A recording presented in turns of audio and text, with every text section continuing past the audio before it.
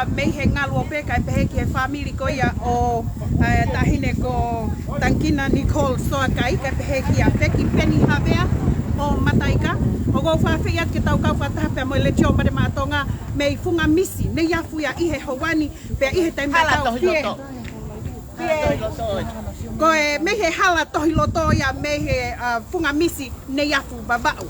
Whawhi at ke tau kau whataha i taimi tau fie whamalo ia i pe tamasi sponsor le tio mare mātonga tamasi ko tom whapaya ka uma Amy pea moena whanau i hono whakaivia le tio mare mātonga ke mo mea mai. Mea mai he hawani ko e hawani te tewa te ongo family ki he whakalelea. Ka uko lo tonga whahoko whatongi atu me he api ko whakatou ato atala whale ko e api tupua. Ko e api tupua ni na e mea mai kai e pilinisi ko ia kuo pekia o mea pe ai i he fuafua konfelenisi ko ia o e wanoa wataha i he na mea pe heni pe amo kaimana i e api ko peane toa i e koloa mehe tuipele hake ke whakahingoa e apini ko e api ko whakatou ato atala whare.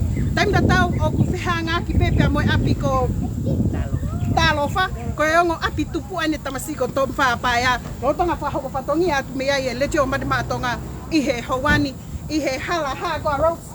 Tohi loto. Ko e hala ni o e tohi loto. Ka ke ka mea mai he hala ko e ni e tohi ia ho loto pea moho manatu mei funga misi. I he ni ai family ko ia o Tankina Soakai pea mo Penny Feki Penny Havea o Mataika kena te waki e na whakamau ai whau e poki fo o e na mo ui ko e whau family. Taim tatau, kei whamalo ia tai pe ai tonga hono kotoa pea mo sponsor. Main sponsor le tio matonga mihe lolo halai valu tom whapaya pea mo e toinga ai family ke tau kau whata te tau iheni. O wate ke toi mawahe, ka kuke fie mata tonu e lolo halai valu afe mai ke le tio matonga ke tau kau whata pea mo e family ko ia o ko e tahine mari, ko e tahine ia funga misi, hala tohi loto. Ko tuko ni Rose ko kau wau he tohi i hoku loto. I he hawani. Poke mai. Pea i he taim tau, ko e tahine ko Tankina Nicole Soakai, me i funga misi, ko e ne tangata eki ko Peletliki Pita Soakai, pea mo e whae ko Tangin topa vai pulu kuone pekia, ko hono tau tolu noa eni, taim tau ko tamsi mari. Tamai ki ame funga tutele. Oku kono hingoa ko Feki Penny Havea o e funga tufu tere. Oku ai peta imia oku fute a tufu tere. Oku ai hono lea. Ka ihe taim tatau. Te tau toki au tau ki funga tufu tere. Ka e toki ia hemi. Ai ka mai wai te toki. Toi mai e toka veke tuketa. Ko e tangata eiki e tamasi i mali. Ko sione Kaliba Havea. Ko Kuliva Havea pea mo e whine eki ko liwaki lave mai Havea ko e tau tolua nga kei tau pe unga ke pau pami, just enough. E taim tatau, mo mea mai, afe mai, e hala tohi loto pea ka pau oku ke ihe lolo halai balu, mea mai o kaka mai ha fuufao, pe ko fuufaa ko fie mea o bakai mai pe meai, ki he apia ko whakato wato atala whare me loto funga misi. Hoi mo tau kainga, fulahi alea MC Lika, tau ki afi hake ki he kainga ko nau tā lolo he api ko tala whare ke tau fia whakata. Malo, DJ, tugui mai ana. Fala leo que whakame i te, ka aho ringi o i whakatate. Tau apita ngata i e mala e, he ko whaiva tau me i te.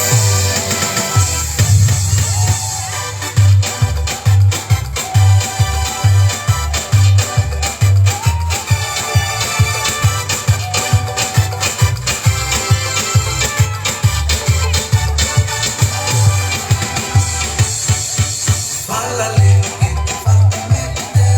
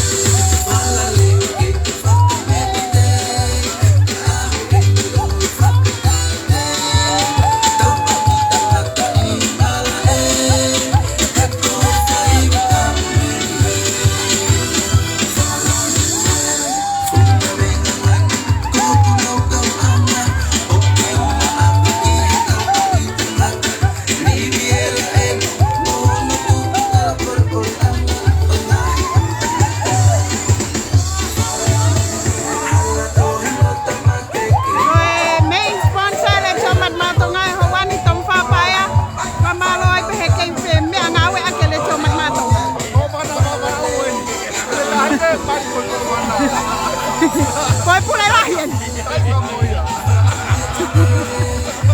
Malo, malo. Koe tangata ikan ya ko bana. Malo, malo.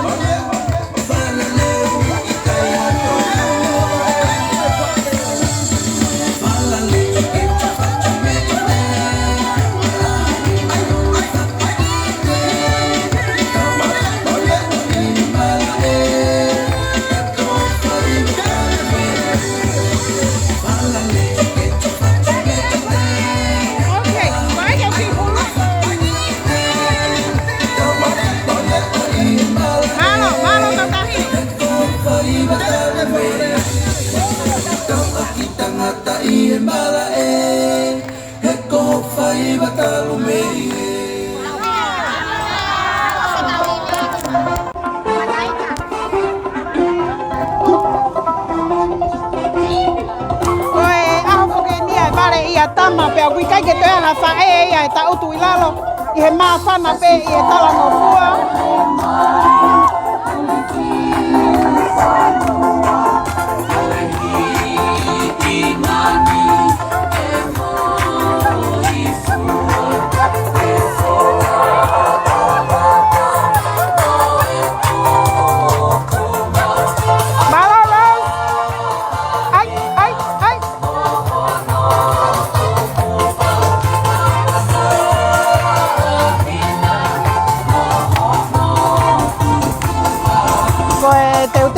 Aquí he whakarerea kahiri e taimi ono kahiri e mautohi e poni malo, malo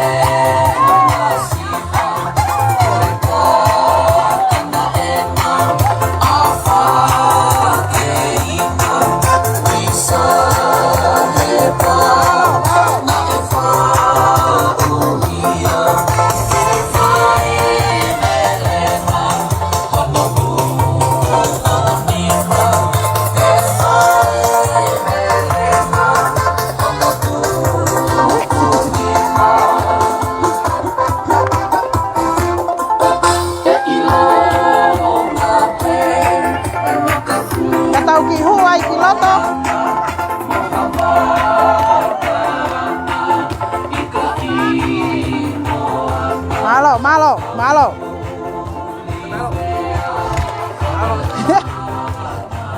Koe ka inga ko nau tari peitua ai koe taimi ono.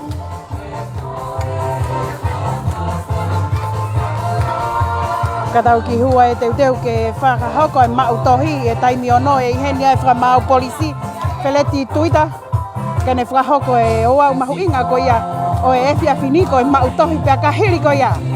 Ko e haveki e he funga tufu tere a e hala tohi loto e haua koe ni te waki o e whau family fo.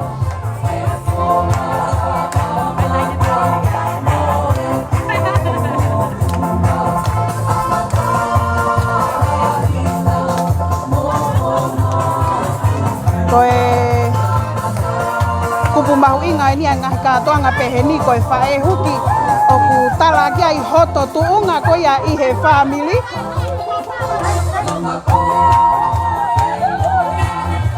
Ko e ongo whae huki e nia. Pea mo e my main sponsor. Tahine ko Amy. Makau whataha e Howani. Malo Amy.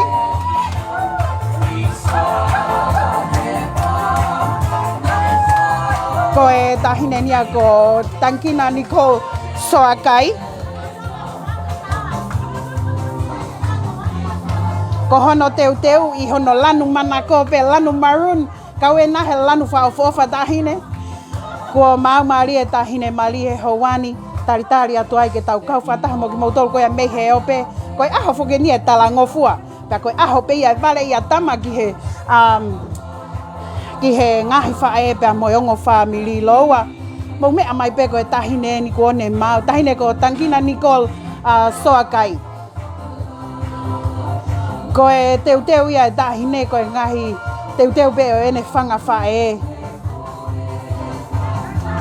I he hoa koe ni. Malo tahine Tangina fie mea ngau e ake le teo matmatonga I hono. This is her big day. Ko e aho e nia na e palani pe a whakatutu. Pe a whakawhiawhia ia ki tau tolo e Tangina I he ahoni. Malo Monica Vaipulu. Hi, Monica. Tara mai kune maua o whalahi mai ki a te goe. Koe teu atu ni koe taimi ono. Amanaki whakahoko ai e mautohi ko ia I he hauani. Whaofa au pito e teu. Pea hange koe lau koe mea gui koe vale ia tama. Mau maari e tau kei tautari ai ki he whamau polisi ko ia une amanaki whahoko ko ia e mautohi. Pe koe lesisita ko ia I he pure anga. Mau maari e tahine oi aho. This is her day. Tangina Nicole Soakai ia I he hoani. Tau fia whakataha pia mo Tangina. Pia mo e poupou I he whau whamili fo ko ia. O I he aho tokonaki ia. Pia au whakaufofa peo hange ko ia. Your smile. Say it all. Say it all. Eh? Malo kina.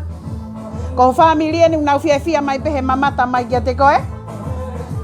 O whalahi atu e tahine oi aho. Katau ki kolose ki he hala tohi loto. Ke he ngahi whae pia moiongo famili kina. O whatu. Toki hu mai pehe haue.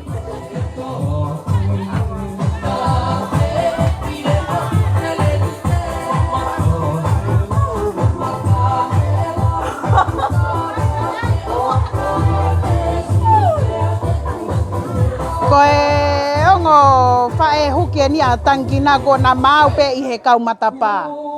Pea ki mua ke te hu mai kua o si tala mai pe hona teu. A e tu unga pea mo e whakahoko whatongia kuna whakahoko. Ko e tawhake ni a mei he whae ko I a Tangina.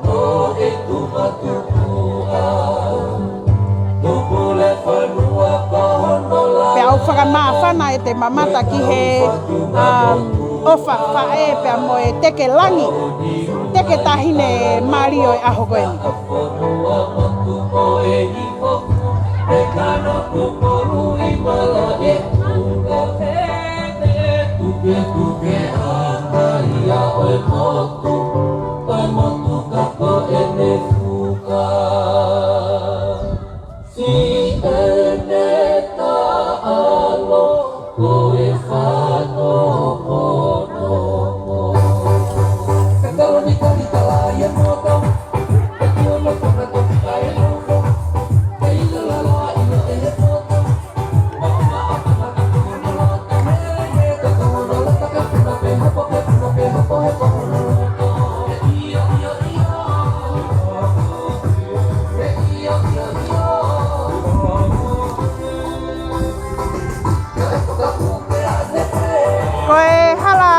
Loto ai pe. Mei he api ko whakatau ato talawhale. Punga misi nei afu babau ia ye hauani. Malo.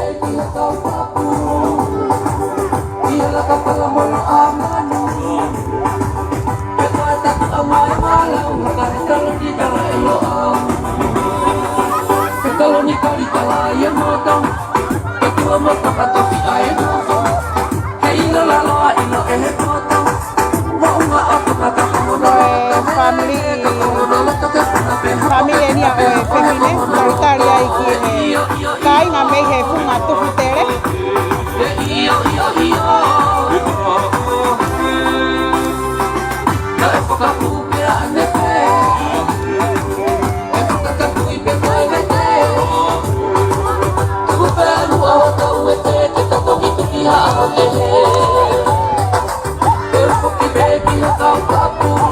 Kay famalo ia pe main sponsor ka le tio matma.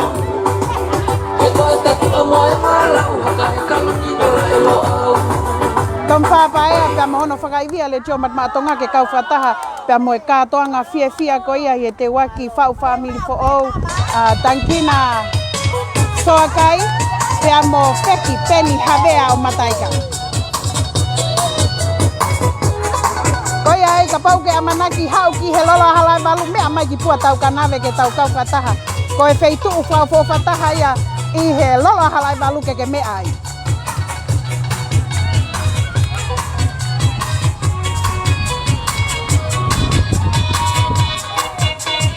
Main sponsor le tio matmatonga Tom Whapaea pia moe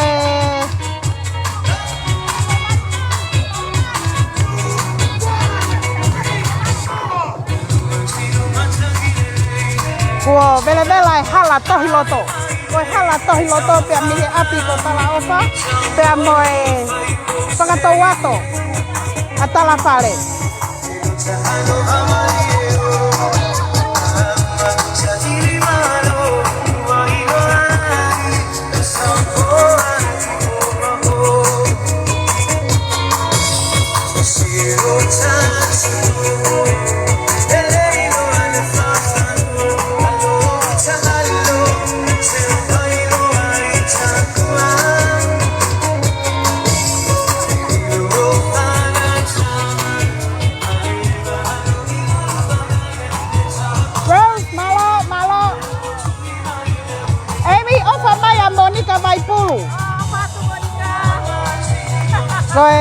Koi pos ko ke nia le tio matmatonga.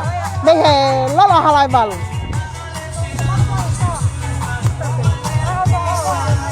Koi pos e nia e ti chei ki.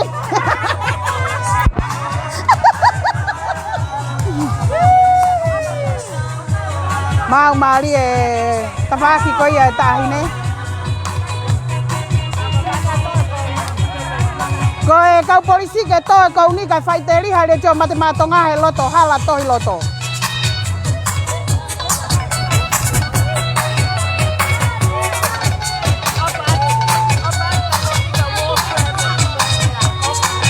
Koe ni tala mai hana o. Kama hana o. Koe aho pe koke e nia vale ia tama. Koe tala ngopua ka e whana upe a guai hono pare. O ki kai ke toi tuku haiwi, ko e lelei taha. Oangia maa tankina i he ahoni toko nā ki moi sāpate.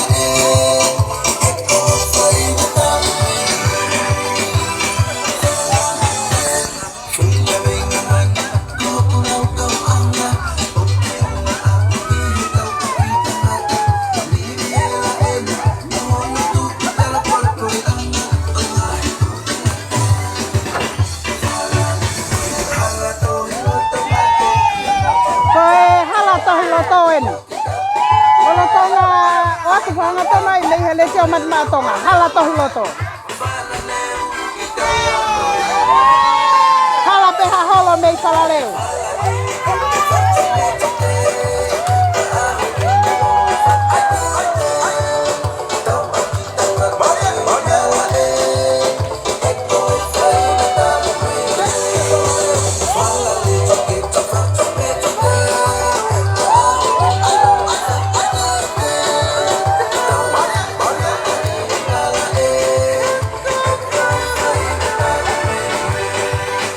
Lolotonga lue ate le teo matmatonga ihe hala tohi loto ihe hoa koe ni o si hanga he ongo family o kore ke pure anga ke tapuni e konga hala koe ni ke pahoko e katoanga pa moe te teu ma utohi.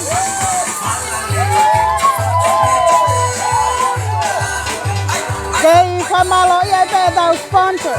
Le kia matamatonga i hawani i he whakaidea lava ke mo mea hanga tonu mai ai.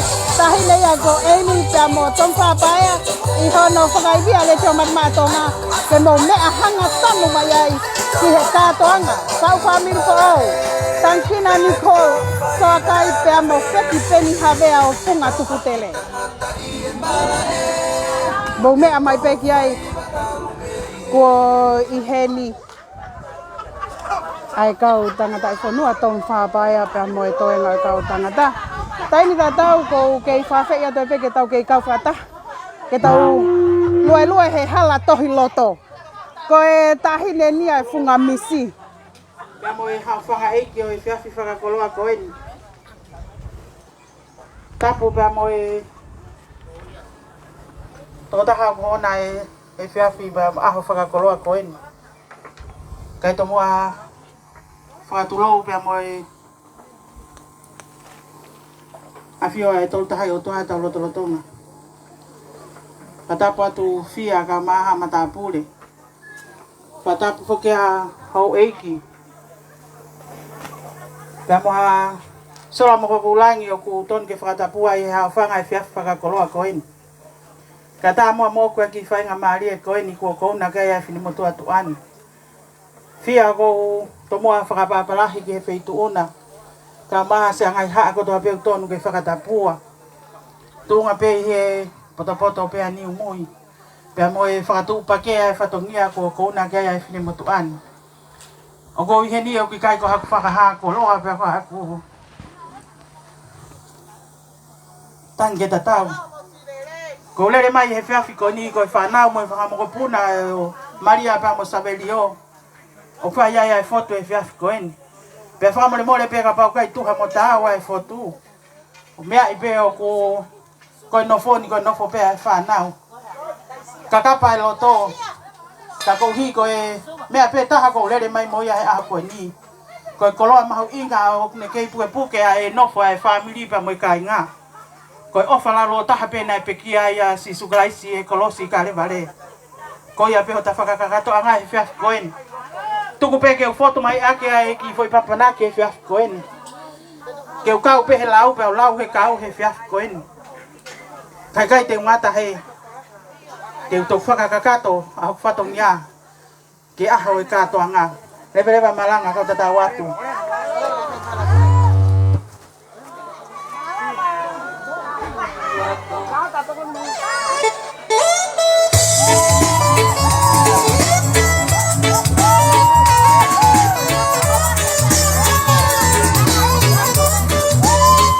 Bela Salareu.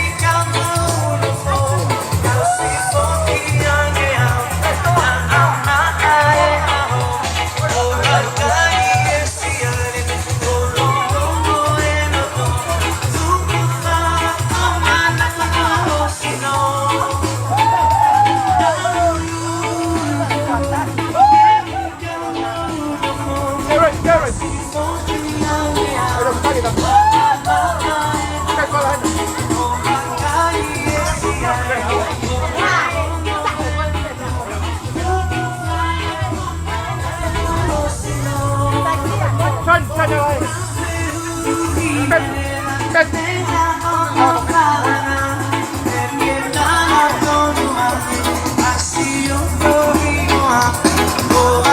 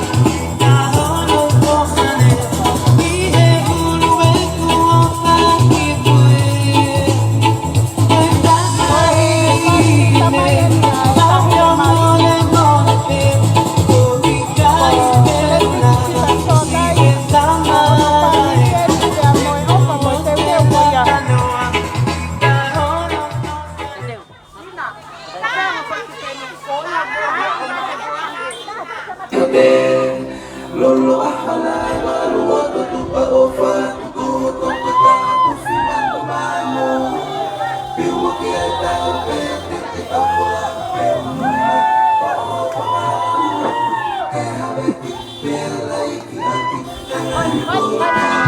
tao tua tao ni ku ni.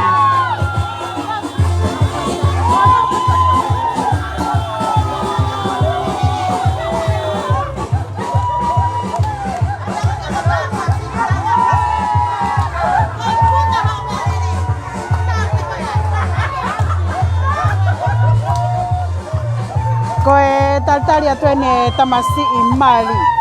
Tamasi ia mei he funga tufu tele I he hawani feki peni havea o mataika I he hawa koe ni. Ka tupe moa ke uki hanga o ato e pui tua koe ni o e tahine Mali. Ko hono tao ke te eni telesia. Pea koe ongo whahoko whatongia koe I he ahoni koe ki he tahine o e aho tankina ni ko stoakai koe tamai kia mei he funga sia ko kafoa ko ongo whakahoko whatongia ia kia tankina mei he funga sia ko kafoa ia I he hawani. Taim tatau pie whamalo ia tankina koe ofa ni au o mai mei he wahanoa ia mei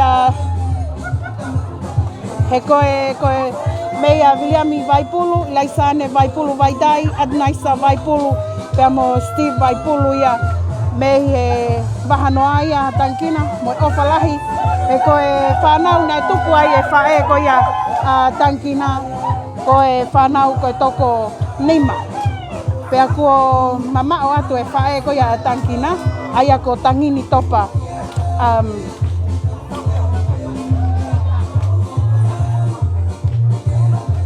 Vaipulu ia. Taimi ta tau ke I whamalo ia koe pe ai tau kau whataha koe I he houani. Ma ue ofa lahi mei he ngalu o pe tankina mei ho o whae o kutoe taha I Laisane Vaipulu Vaidai. Ko ho o kui ko ia na ane ohi hake koe I he mamao ko ia aho o mo whae o Palani Vaipulu o ku kei lau maari lelei pe mei Amerika lahi. Ma ue ofa lahi mai ki ho mata pea I he taimi ta tau famili pea mo kainga ko toa oe o pe koe aho toko na ki o ku amanaki hoko siai e he kui ko ia tankina hono tau valu pea o kuloto ai pea tankina ke whakamanatu ake aho ko ia whahoko ai a ene whau famili po ou ai aho ko ia hoko siai e tau valu o Opalani Vaipulu. Taim da tau fie whamalo atoi pe ki ngau o famili whanga whae pea mo whanga tamai e tau kau whataho ko ia I he aho ni pea mo teke langi mo whahoko whatongia me he punga sia ko kapoa pea mo maka ia I he hawani he koe whae ko ia tankina mei he toanga ofa pea mo e sia ko kafoa taoa pea mo utui I he hawani.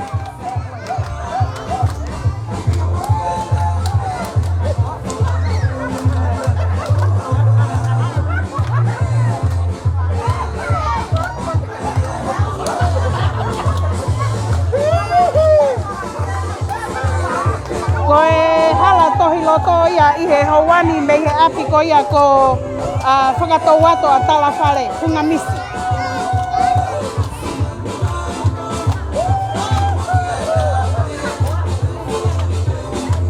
Kolo tonga whakahoko whatongia ato le teo madema tonga.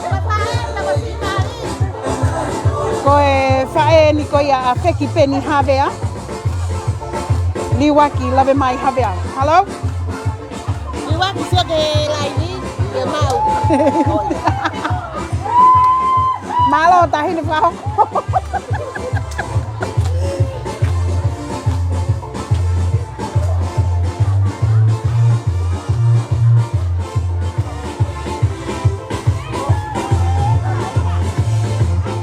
Koe family tamai e nia o tankina.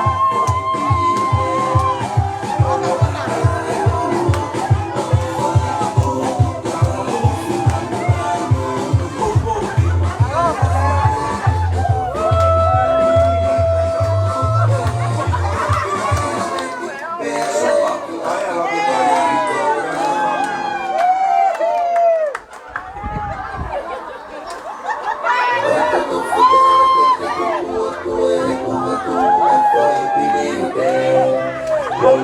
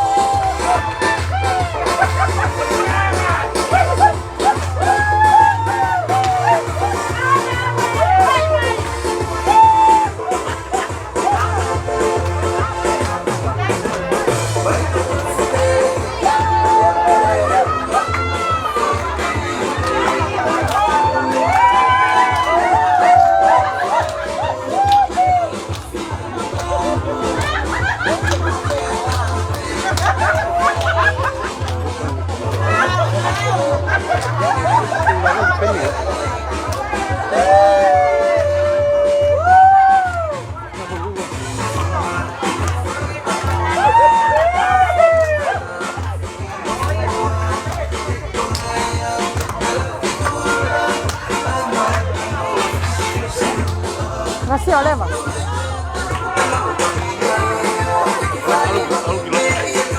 Kalau tak gimana?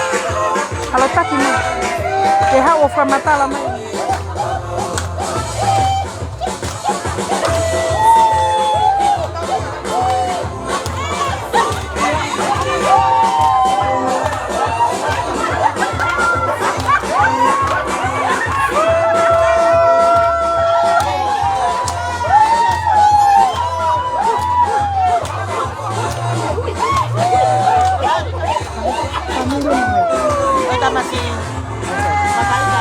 Koe kai ngai nia me funga tufu tere ko na vai va inga ihe loto hala tohi loto ya ihe hawani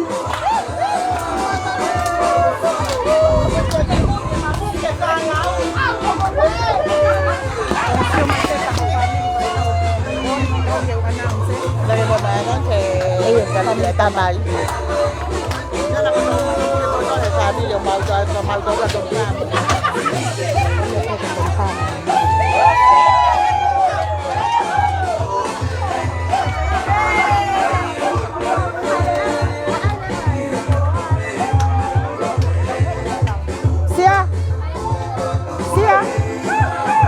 Teresia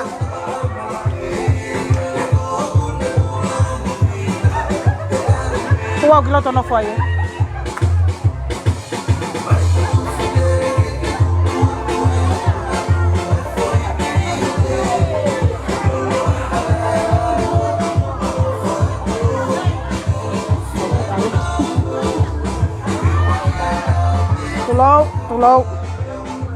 Tulou.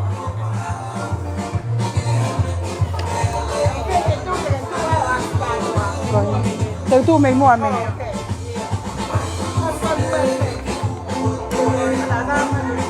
Tao kêu luôn tiền. Rồi ông ngọc phật học phật nghe mày hệ phun ngã xia của cà phê ấy Hawani. Của phật học phật nghe mắc cầm khi hệ tahi này coi tahi này oi aho. Smile tangkina. Time đó tao coi heni pe moi family mấy hệ tamai coi tangkina. Và tonton mai kapau ko. Coi fae ohin. Malo kalina.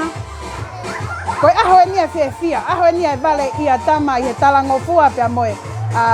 Ngau hitama ku tau inasia i hanga e tangkina whakatataha i ki tau tolu.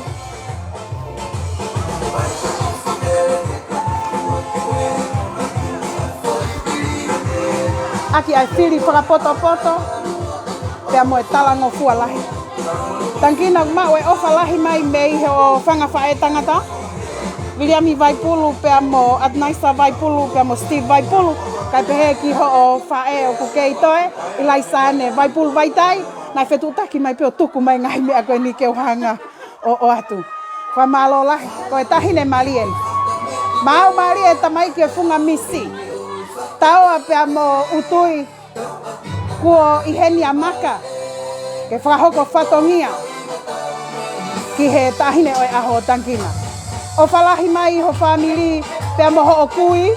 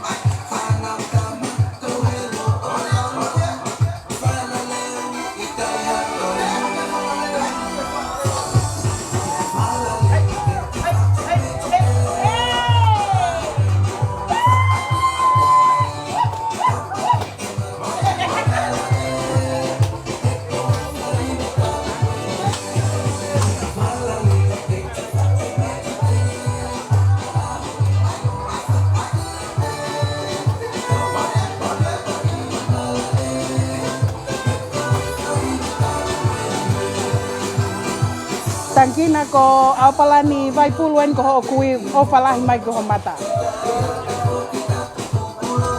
Aupalani ofalahi atu ho tahine ko ahoni ko fu fefine. Pe akone kwa hoko ene fili ke framanato ake hoko sia ko ya hota ubalu ihe aho toko naki.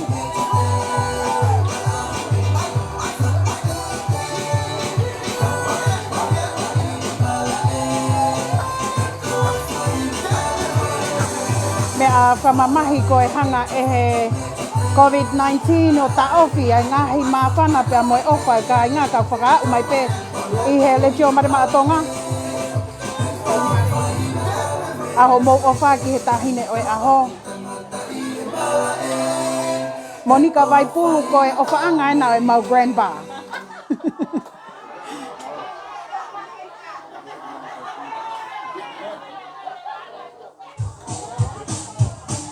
O whalahi atu e tahine oi aho, kia ki mau tolu kotoa pe whangawhae, pea moe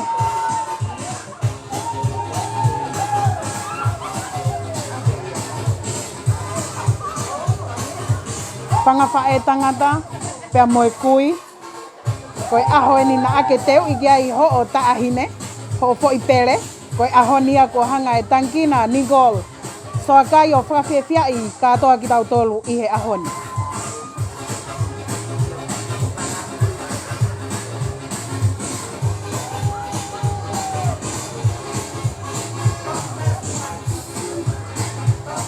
Kei whamalo ia toi pea e sponsor koe a lechio matmato ngatom whapaia pea mo Amy.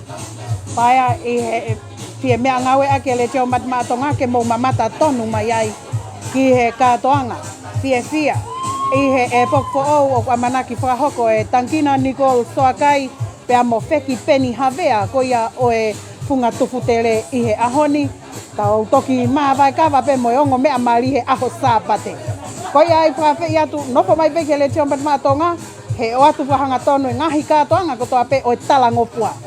Ko e tama o talangofua, o kune whakawhiawhiai a ene tamai, pia mo ene whae, ko e aho pe nia vare ia tama.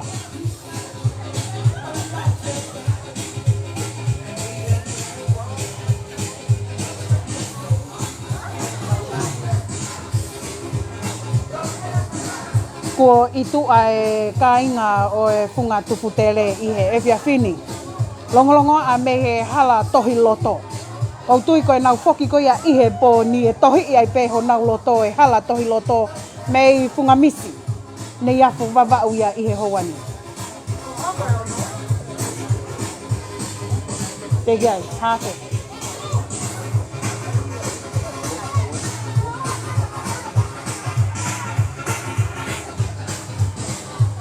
Ko tui pēu whiawhia mai e whamiri Tangkina e mamata tonu mai ki ho aho wha o whawhae houani.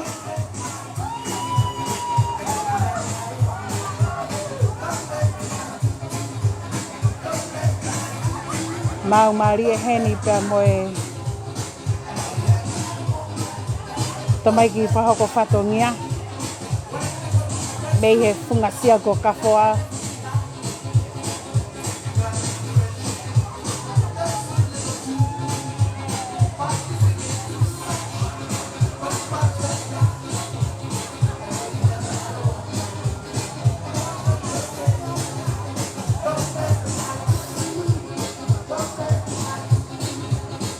Ko tau taimi mei he lolo halai walu toi e tau miniti e ua ono. Toi tau miniti e ua ono pe hako to tonu ko ia ae ono. Lolo tonga whahoko patongia te lechio matematonga mei e lolo halai walu. Funga misi a i he ahoni, i he te waki mautohi, a e tahine o e aho Tangkina Nicole Soakai. Pea moe tamasi i koutu kei he hengia he ngau e tamai ki mehe funga misi.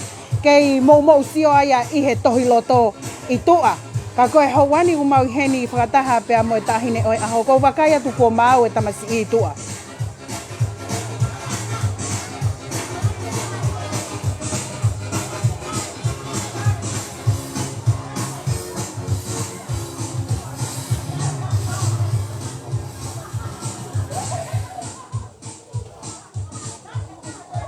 Whaofofa apito e teu e aho koe ni.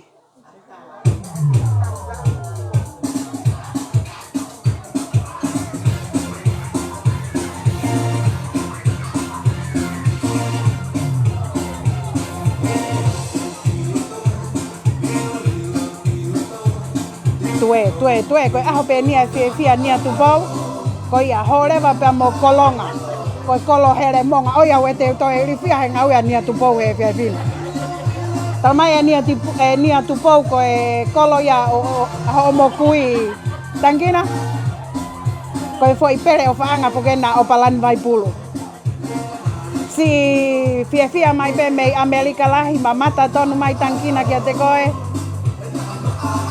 toi kau mo olo ua na angalo olo ua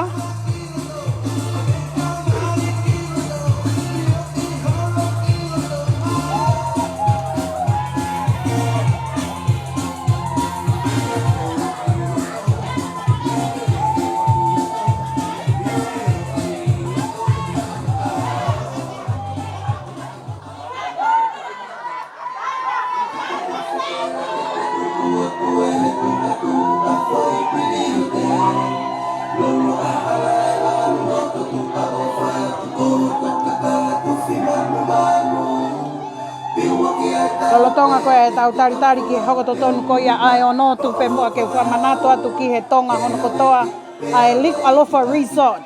Liku Alofa Resort tu ia i tonga mahalo koe osi pe fa familia tankina tena au tonu ki ai pa mono hoa o fa anga be he funga tufu tere ki Liku Alofa Resort o ku namo ilo yaki i he ne tu ko ia i hihifo ka ku osi foki mai Liku Alofa Resort ia ki Loto Kolo i Tofoa tu ai Liku Alofa Resort ko e lava lele e pafe ki ha ka toanga ia au ki ha toko pa ngiau oka mea mai ko e lava pe tu taki mai mei Australia Amerika lahi New Zealand pe mo hatapa pe ke whakahoko ha o ka toanga i tonga eiki mea mai ko e ki he Facebook a ko ia Liku Alofa Resort Facebook pe tu taki mai ki ai ke na hanga ki na tolo tai lele ki mo tolo i he Hawani tau ke tai ai pe ki he whakamau pea mo e tamasi i oe aho whamanato tai pe ko e magatuunga e whamafola whakahanga tonu atu koe ni pei he loto funga misi nei afu babau i he loto maulalo pea mo e loto ofa a tom whapaia pea mo hono whamili ke tau kau whataha i hono whawhia fiai ai whiri whapoto kua whahoko e Tankina Nicole soa kai pea mo wheki peni havea o e funga tufu tere.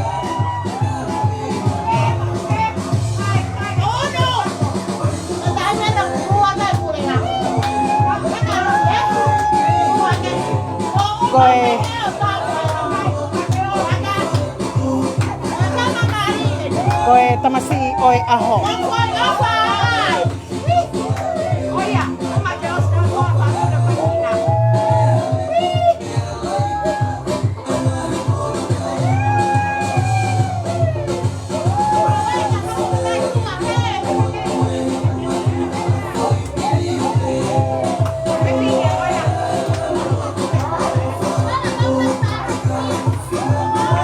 Tamasieni ko feki peni havea os kamata pe ene ilifia ana kia Tankina toi whakapapau i peke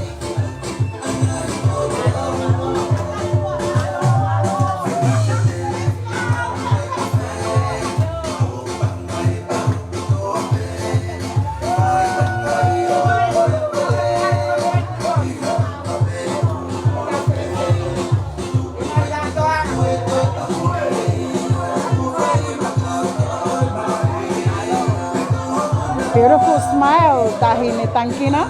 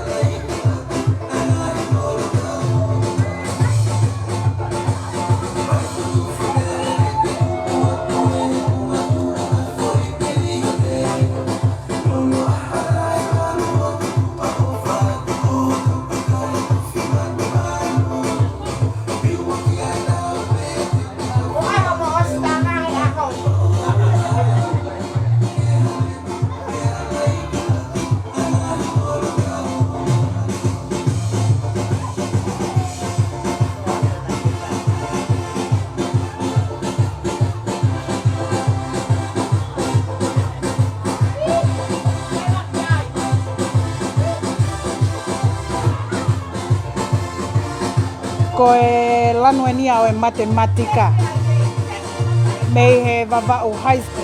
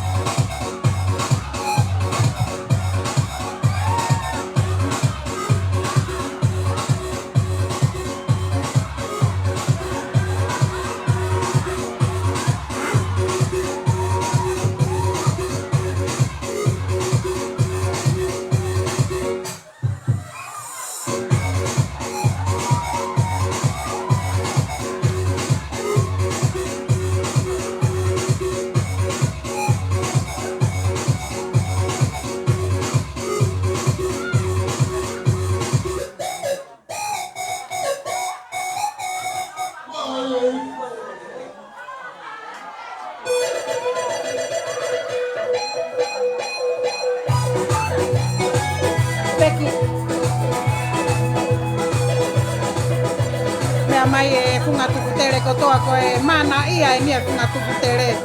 O wikai ko e tau taa ko haili fia ko e fia. Fia amanaki whakahoko ene palani ko ene misi kua hoko.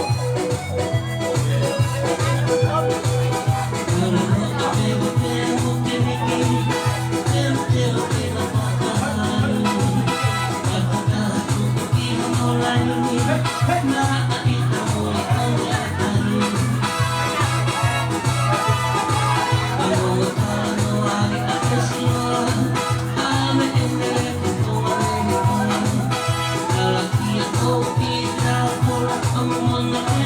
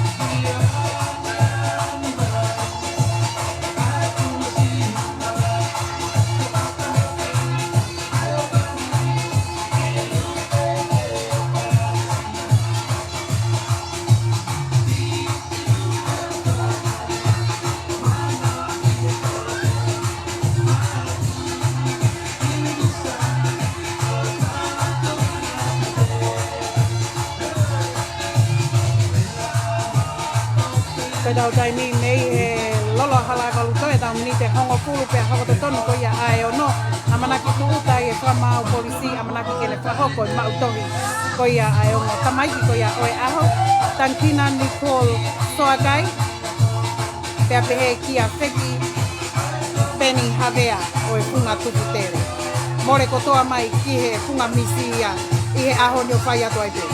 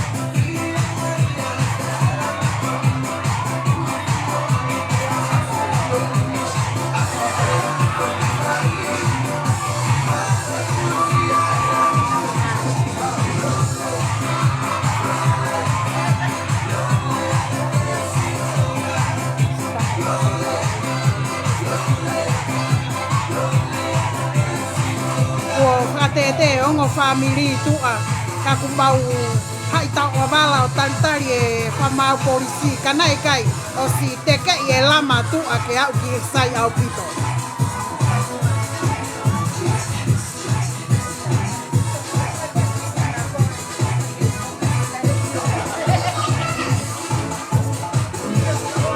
Tamasi mari ko toko taha ni vai pulu kore mai ke ki mari mai ki he camera. That's the best smile ever. Ko e po I os taha ne tamasi me he punga tupu tere o atia maki mo tolu family vai pulu ko to ape mo ko e family au ki he topu ba e ko e tahine mari o falahi ate tamasi mari.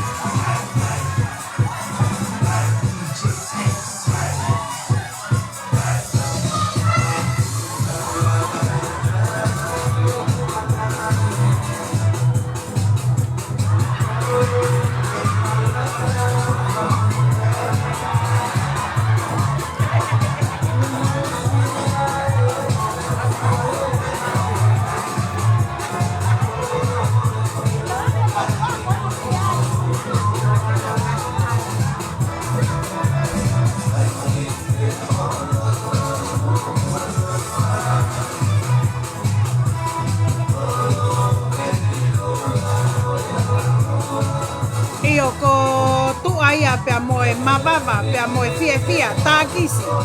Te ka whariki, te ka he loto hala koe tohi loto. Ka koe loto.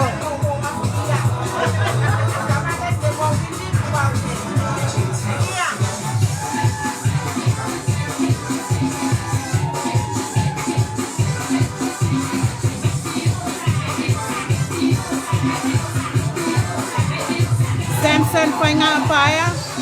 Lava lele ka ko lolotonga I heni pea moe ongo tamaiki o aho, so I can't go outside by this time. I'm so sorry. Maybe later on. Osi pe ha kahiri pe mautohi ko e tau hulu I pe puhala tohi loto ke oa toe varita hake a kai poki a kereke. Tau kau whataha pe pea moe ongo tamaiki o aho. The most important thing here, we have them here. Lilia Tomasi later on, maybe 1 hour from now go Hukitua, but now I'm here with the couple, the newly wed here.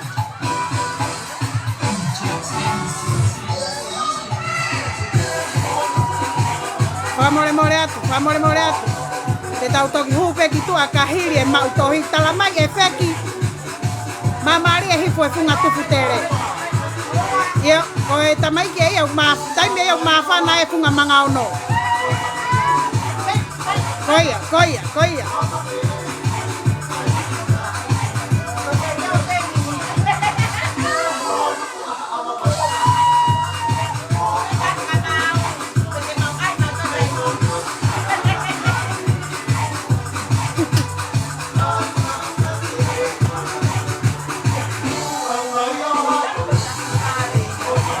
Inga kotoa e funga tuku tere ko mau e whekau me tamasio e aho ki pepeisi mai be ka tau toku huki tua.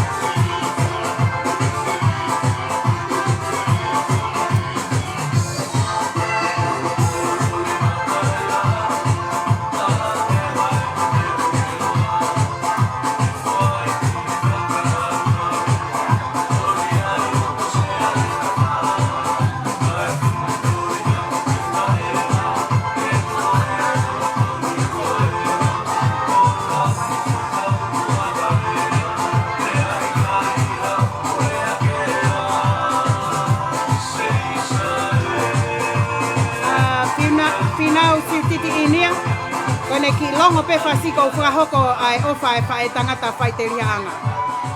Ofa lahi atu wheki. Mei ho whae tangata whai te ria anga mei New South Wales. Ofa lahi mai kia te koe.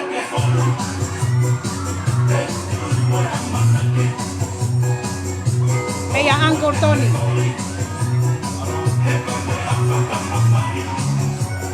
Malo e ofa. Malo e ngawe aki mai le teo mat matonga ke whakahoko atu mo ofa. Mamata tonu mai.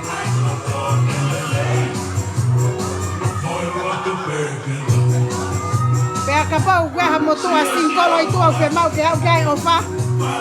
Whakahoko mai ke. Ke wawau ke au ange whenglo atu.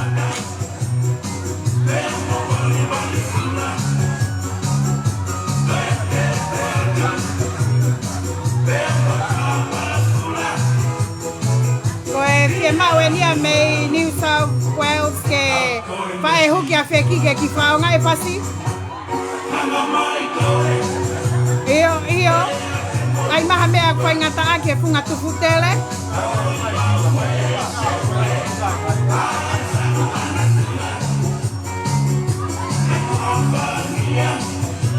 Malo final.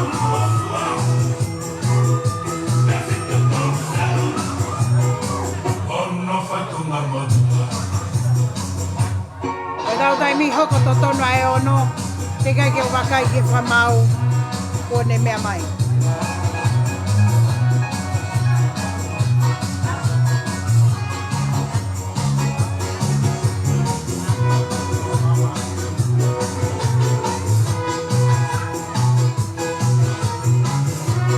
Pae huki whamau ke whakaao ngai mea whinau si titi i nia. Pare panga tahawhi. Yo. Pinau si tit ini ko e whae huki e nia wheki peni hawe au whaonga e te whasi.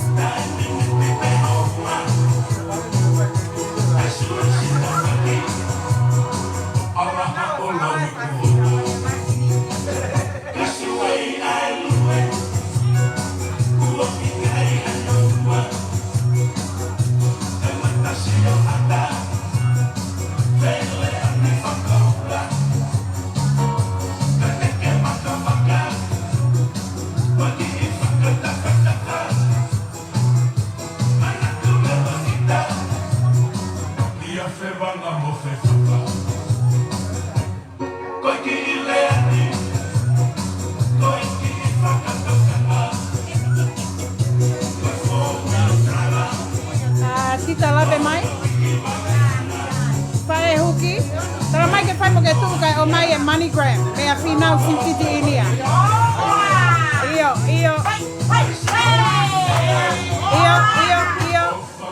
Whinau si titi inia. O mai te.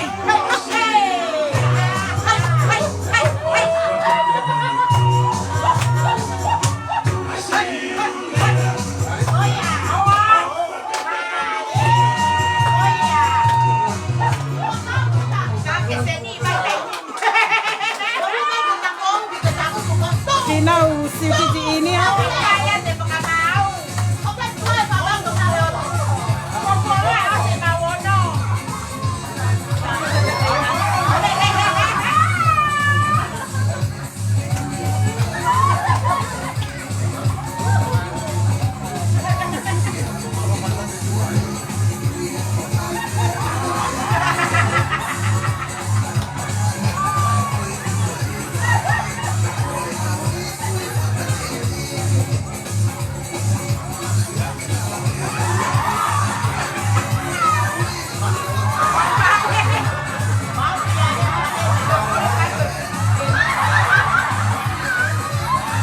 Ke na ma ave foi mari e ki tu a.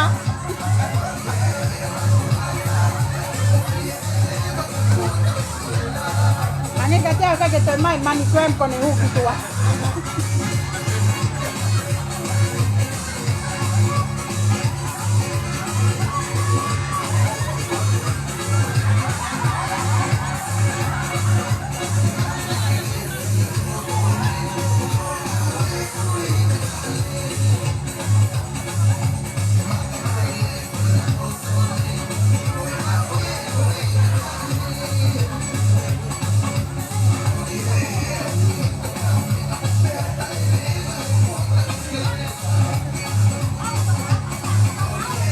Kamau na ko mea mai.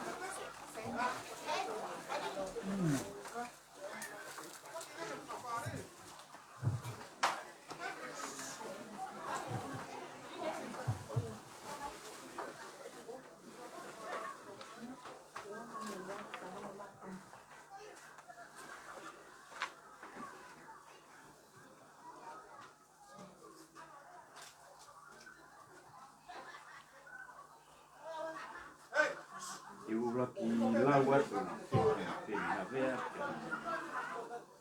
kantina ni ko kai ai me ko asi o ko ka me ka pa gua me ang be ko asi ka ko me no ko ko la jam kal mai ki mo ka to ka ko no da mari ko te na vea ka to ka ki mari ni matai Tine mari, tankina niko sokai, tawahiba te mari, mei fungamis. Tompenya ko. Mukataka. Oto ito itapu muni matong matao.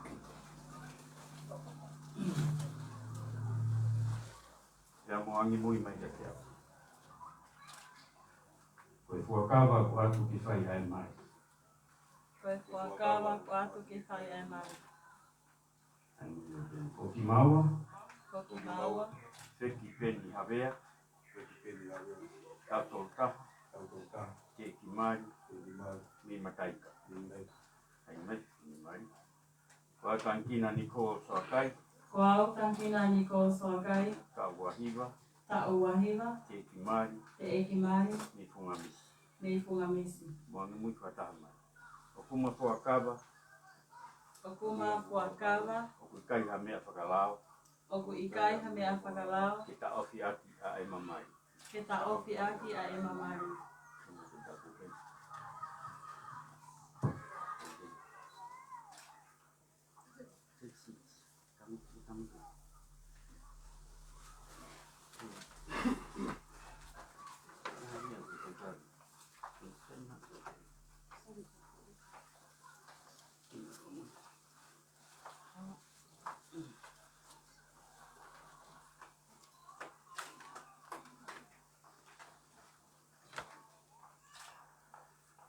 Kamun kakak tu lima kona pasti kona.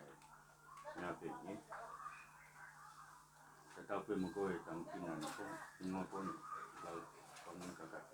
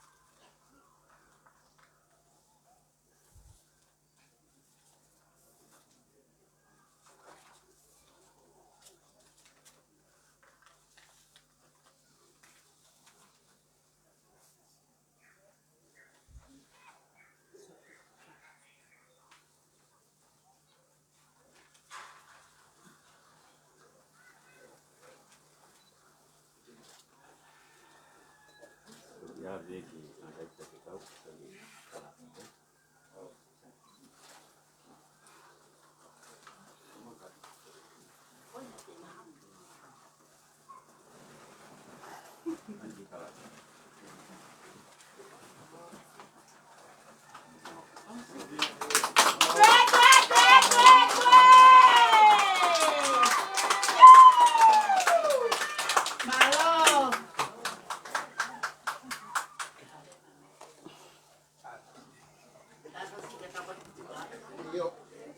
Lala ka kato ia e mautohi I he ahoni.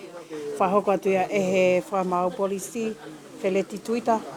Hano whamau ko ia lesisita I he pule anga I he hawani.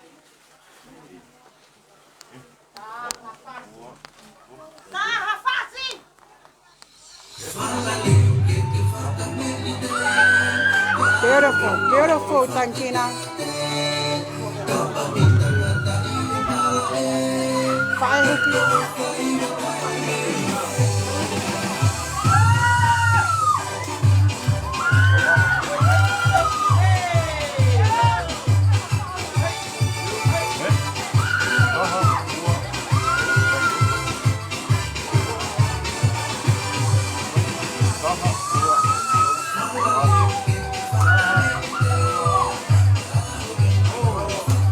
Tau ki e le vai ki tua pia mo e ongo tamaiki o e aho.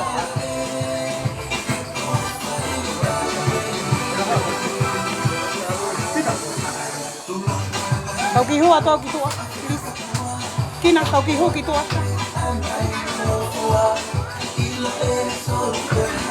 Tantan me tua e. Log, log.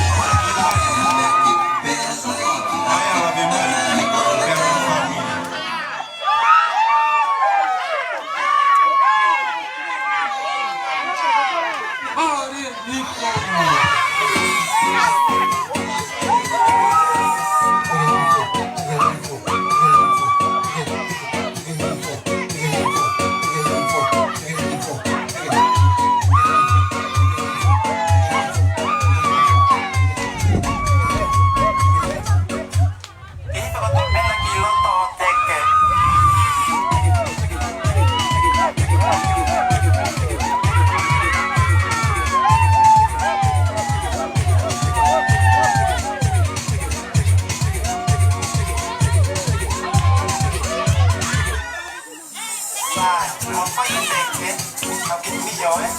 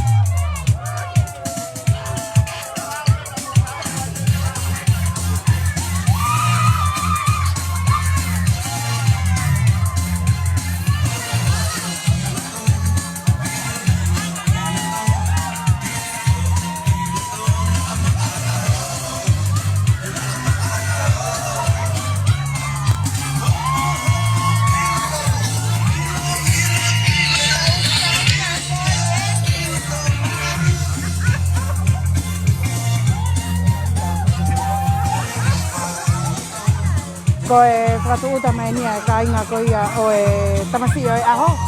Peki peni hawe a ia mei he punga tupu te re ia i e hauani.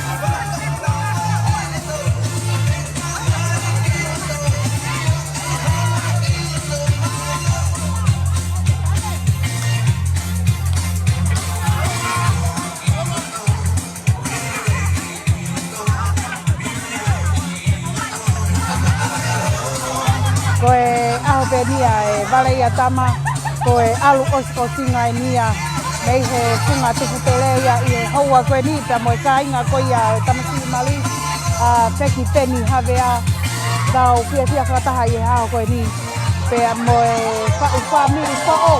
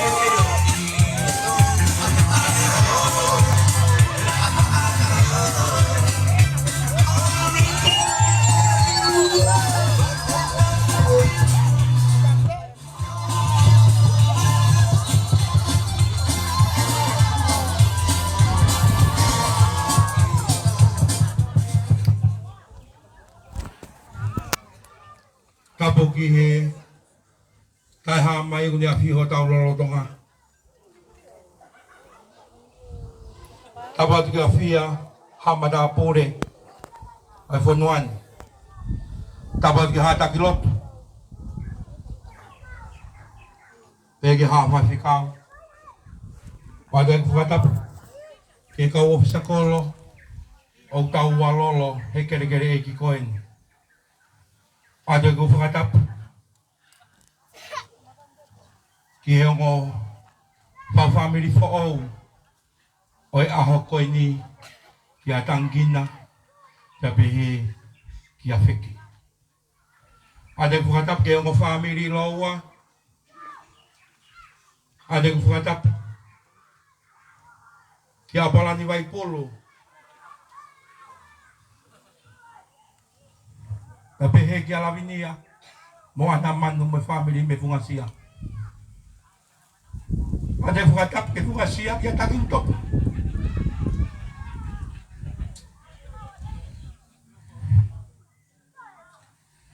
Ada ko whakatap ki a mabotu ftere.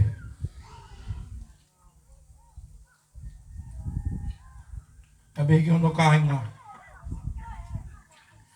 Ada ko whakatapu ya William Waipul, ana Seini Waipul. Hegi asane Waitai, tapi hegi akatoni Waipul. Wadap gat naisa Waipul, tapi hegi alustania Waipul. Wadap gat Stevie Waipul, ya pehe, ya Vicky Waipul. Adu katapo ya Pita. Kasi kai nga, kita soal kai. May kai nga, nebahan noa, egya kalina.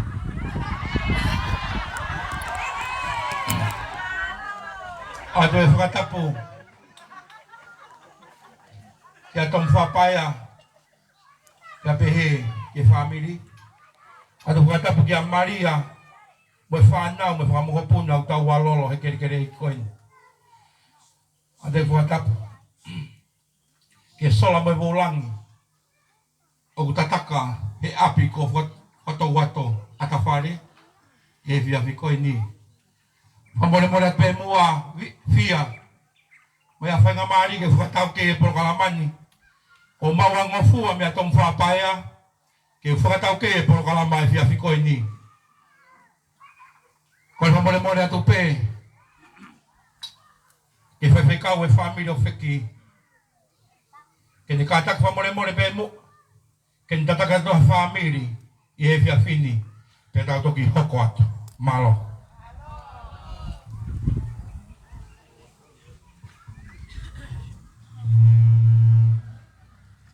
Kāpu ka moe a whio. Ai e tai a mai ka tau le kolotong. O tua au wharewa rewa. Io o whamo ni koe au ni ui ata koe tūtai.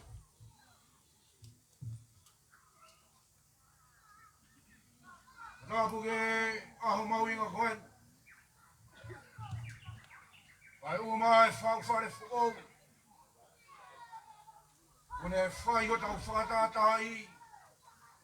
E kere iki koe. O tāpu at whia.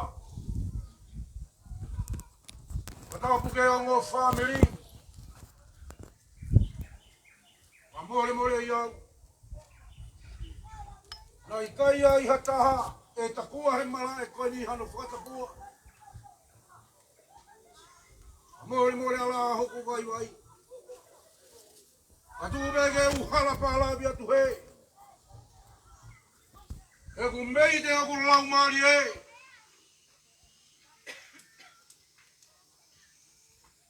Ia whei tau lalo kua ke whai he aho kai.